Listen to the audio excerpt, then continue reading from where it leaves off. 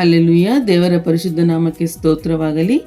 ಈ ದಿನ ನಾವು ಮತ್ತಾಯನು ಬರೆದ ಸುವಾರ್ತೆ 22 ಮತ್ತು 23ನೇ ಅಧ್ಯಾಯವನ್ನು ಓದಿ ಧ್ಯಾನಿಸುವಂತರಾಗೋಣ. ಮತ್ತಾಯನು ಬರೆದ ಸುವಾರ್ತೆ ಅಧ್ಯಾಯ 22.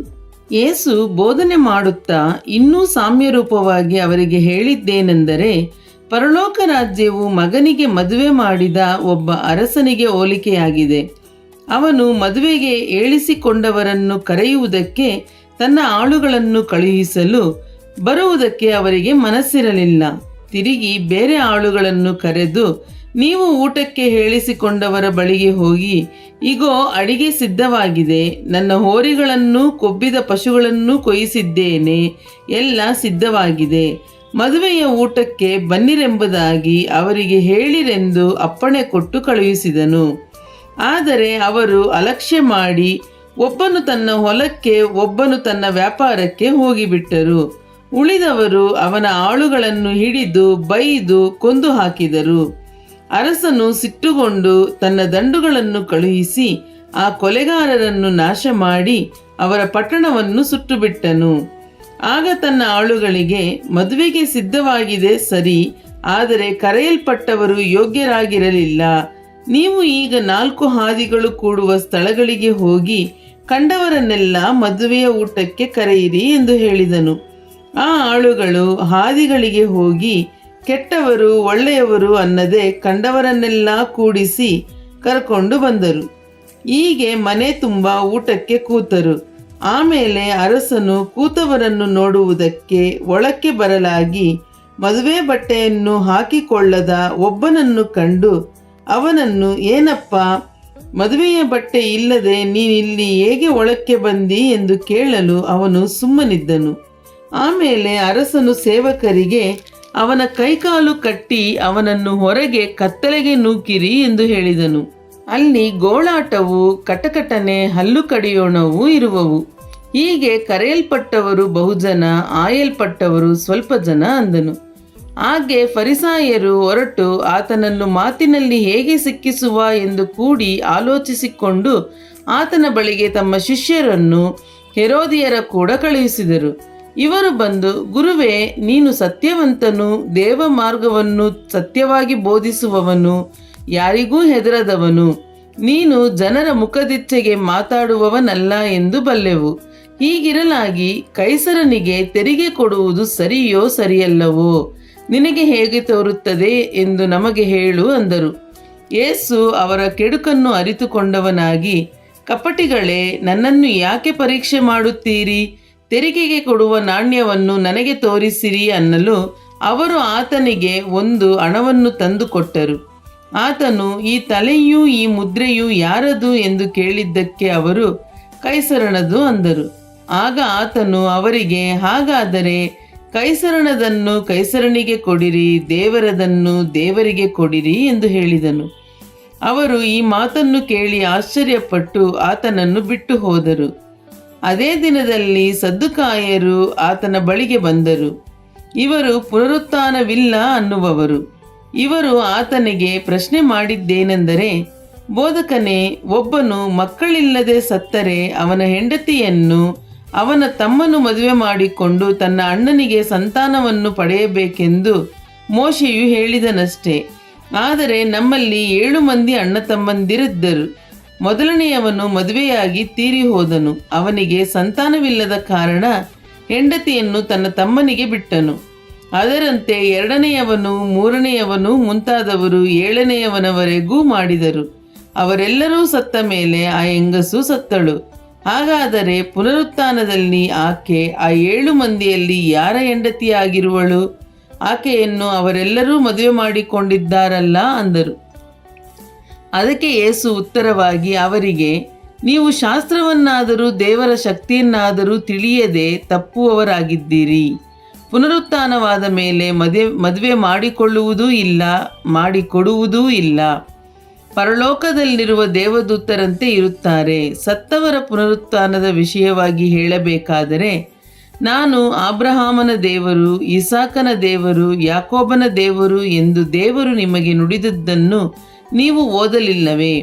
ಆತನು ಜೀವಿತರಿಗೆ ದೇವರಾಗಿದ್ದಾನೆ ಹೊರತು ಜೀವವಿಲ್ಲದವರಿಗೆ ಅಲ್ಲ ಎಂದು ಹೇಳಿದನು. ಜನರು ಅದನ್ನು ಕೇಳಿ ಆತನ ಬೋಧನೆಗೆ ಅತ್ಯಾಶ್ಚರ್ಯಪಟ್ಟರು. ಆತನು ಸದ್ದುಕಾಯರ ಬಾಯಿ ಕಟ್ಟಿದನೆಂದು ಫರಿಸಾಯರು ಕೇಳಿ ಅಲ್ಲಿಗೆ ಕೂಡಿ ಬಂದರು. ಅವರಲ್ಲಿದ್ದ ಒಬ್ಬ ಧರ್ಮೋಪದೇಶಕನು ಆತನನ್ನು ಪರೀಕ್ಷೆ ಮಾಡಬೇಕೆಂದು, ಗುರುವೇ, ಧರ್ಮಶಾಸ್ತ್ರದಲ್ಲಿ ಯಾವ ಆಜ್ಞೆ ಮುಖ್ಯವಾದದ್ದು ಎಂದು ಆತನನ್ನು ಕೇಳಿದ್ದಕ್ಕೆ ಆತನು, ನಿನ್ನ ದೇವರಾಗಿರುವ ಕರ್ತನನ್ನು ನಿನ್ನ ಪೂರ್ಣ ಹೃದಯದಿಂದಲೂ, ನಿನ್ನ ಪೂರ್ಣ ಪ್ರಾಣದಿಂದಲೂ, ನಿನ್ನ ಪೂರ್ಣ ಬುದ್ಧಿಯಿಂದಲೂ ಪ್ರೀತಿಸಬೇಕು ಎಂಬ ಆಜ್ಞೆಯೇ ಮುಖ್ಯವಾದದ್ದು ಮತ್ತು ಮೊದಲನೆಯದು. ಇದಕ್ಕೆ ಸಮನಾದ ಎರಡನೆಯ ಆಜ್ಞೆ ಒಂದು ಉಂಟು. ಅದು ಯಾವುದೆಂದರೆ, ನಿನ್ನ ನೆರೆಯವನನ್ನು ನಿನ್ನಂತೆಯೇ ಪ್ರೀತಿಸಬೇಕು ಎಂಬುದೇ. ಈ ಎರಡು ಆಜ್ಞೆಗಳು ಎಲ್ಲ ಧರ್ಮಶಾಸ್ತ್ರಕ್ಕೂ ಪ್ರವಾದನಾ ಗ್ರಂಥಕ್ಕೂ ಆಧಾರವಾಗಿವೆ ಎಂದು ಹೇಳಿದನು. ಫರಿಸಾಯರು ಕೂಡಿ ಬಂದಿರುವಾಗ ಯೇಸು ಅವರಿಗೆ, ಬರಬೇಕಾದ ಕ್ರಿಸ್ತನ ವಿಷಯವಾಗಿ ನಿಮಗೆ ಹೇಗೆ ತೋರುತ್ತದೆ? ಆತನು ಯಾರ ಮಗನು ಎಂದು ಪ್ರಶ್ನೆ ಹಾಕಿದ್ದಕ್ಕೆ ಅವರು ಆತನಿಗೆ, ದಾವೀದನ ಮಗನು ಎಂದು ಹೇಳಲು ಆತನು, ಹಾಗಾದರೆ ನಾನು ನಿನ್ನ ವಿರೋಧಿಗಳನ್ನು ನಿನ್ನ ಪಾದಗಳ ಕೆಳಗೆ ಹಾಕುವ ತನಕ ನನ್ನ ಬಲಗಡೆಯಲ್ಲಿ ಕೂತುಕೊಂಡಿರು ಎಂದು ಕರ್ತನು ನನ್ನ ಒಡೆಯನಿಗೆ ನುಡಿದನು ಎಂಬ ಮಾತಿನಲ್ಲಿ ದಾವೀದನು ಪವಿತ್ರಾತ್ಮ ಪ್ರೇರಿತನಾಗಿ ಆತನನ್ನು ಒಡೆಯನು ಅನ್ನುವುದು ಹೇಗೆ? ದಾವೀದನು ಆತನನ್ನು ಒಡೆಯನೆಂದು ಹೇಳಿದ ಮೇಲೆ ಆತನು ಅವನಿಗೆ ಮಗನಾಗುವುದು ಹೇಗೆ ಅಂದನು. ಅದಕ್ಕೆ ಉತ್ತರವಾಗಿ ಯಾರೂ ಒಂದು ಮಾತಾದರೂ ಆತನಿಗೆ ಹೇಳಲಾರದೆ ಹೋದರು. ಇದಲ್ಲದೆ ಅಂದಿನಿಂದ ಆತನನ್ನು ಇನ್ನೇನಾದರೂ ಕೇಳುವುದಕ್ಕೆ ಯಾರಿಗೂ ಧೈರ್ಯ ಹುಟ್ಟಲಿಲ್ಲ. ಮತ್ತಾಯನು ಬರೆದ ಸುವಾರ್ತೆ ಅಧ್ಯಾಯ 23. ತರುವಾಯ ಯೇಸು ಜನರ ಗುಂಪಿಗೂ ತನ್ನ ಶಿಷ್ಯರಿಗೂ ಹೇಳಿದ್ದೇನೆಂದರೆ, ಶಾಸ್ತ್ರಿಗಳು ಫರಿಸಾಯರು ಮೋಶೆಯ ಪೀಠದಲ್ಲಿ ಕೂತುಕೊಂಡಿದ್ದಾರೆ. ಆದದರಿಂದ ಅವರು ನಿಮಗೆ ಏನೇನು ಹೇಳುತ್ತಾರೋ ಅದನ್ನೆಲ್ಲ ಮಾಡಿರಿ, ಕಾಪಾಡಿಕೊಳ್ಳಿರಿ. ಆದರೆ ಅವರ ನಡತೆಯ ಪ್ರಕಾರ ನಡೆಯಬೇಡಿರಿ. ಅವರು ಹೇಳುತ್ತಾರೆ ಹೊರತು ನಡೆಯುವುದಿಲ್ಲ. ಅವರು ಭಾರವಾದ ಹೊರೆಗಳನ್ನು ಕಟ್ಟಿ ಜನರ ಹೆಗಲಿನ ಮೇಲೆ ಹೊರಿಸುತ್ತಾರೆ. ತಾವಾದರೋ ಬೆರಳಿನಿಂದಲಾದರೂ ಅವುಗಳನ್ನು ಮುಟ್ಟಲೊಲ್ಲರು. ಅವರು ತಮ್ಮ ಕೆಲಸಗಳನ್ನೆಲ್ಲ ಜನರಿಗೆ ಕಾಣಬೇಕೆಂದು ಮಾಡುತ್ತಾರೆ.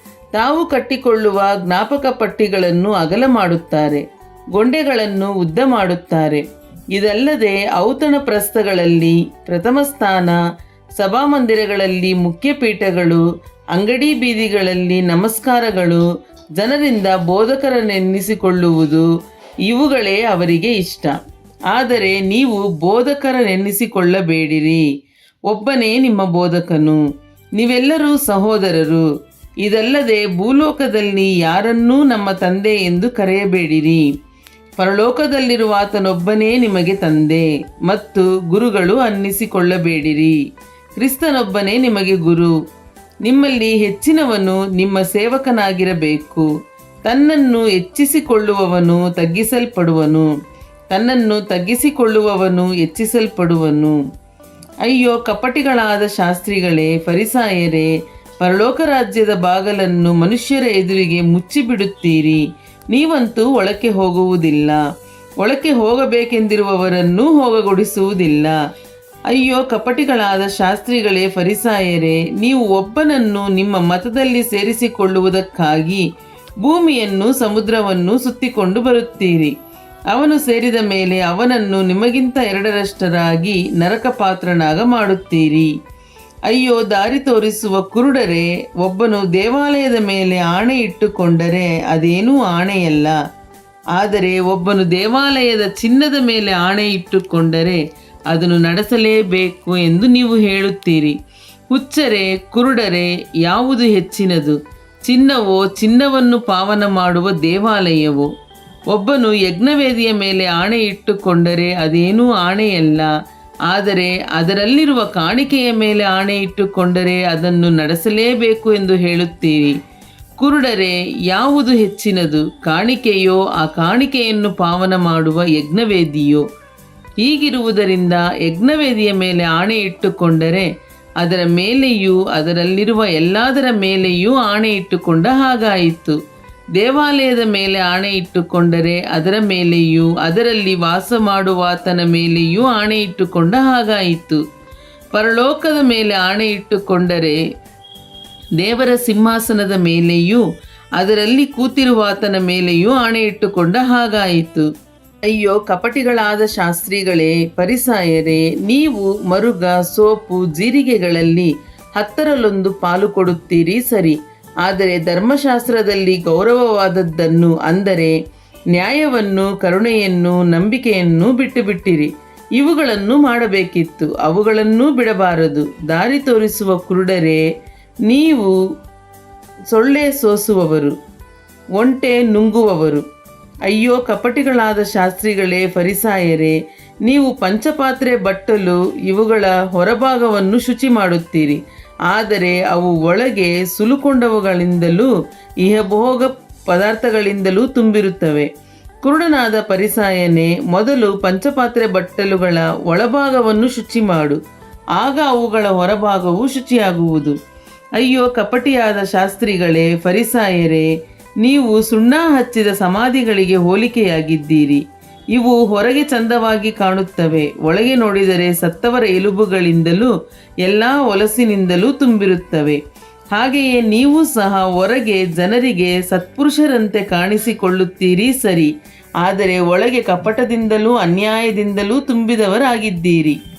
ಅಯ್ಯೋ ಕಪಟಿಗಳಾದ ಶಾಸ್ತ್ರಿಗಳೇ, ಫರಿಸಾಯರೇ, ನೀವು ಪ್ರವಾದಿಗಳ ಸಮಾಧಿಗಳನ್ನು ಕಟ್ಟಿ ನೀತಿವಂತರ ಗೋರಿಗಳನ್ನು ಅಲಂಕರಿಸಿ, ನಾವು ನಮ್ಮ ಹಿರಿಯರ ಕಾಲದಲ್ಲಿ ಇರುತ್ತಿದ್ದರೆ ಪ್ರವಾದಿಗಳನ್ನು ಕೊಂದ ಪಾಪದಲ್ಲಿ ಪಾಲುಗಾರರಾಗುತ್ತಿರಲಿಲ್ಲ ಅನ್ನುತ್ತೀರಿ. ಹಾಗಾದರೆ ನೀವು ಪ್ರವಾದಿಗಳನ್ನು ಕೊಂದವರ ಮಕ್ಕಳೇ ಹೌದು ಎಂಬುದಕ್ಕೆ ನಿಮಗೆ ನೀವೇ ಸಾಕ್ಷಿಗಳಾಗಿದ್ದೀರಿ.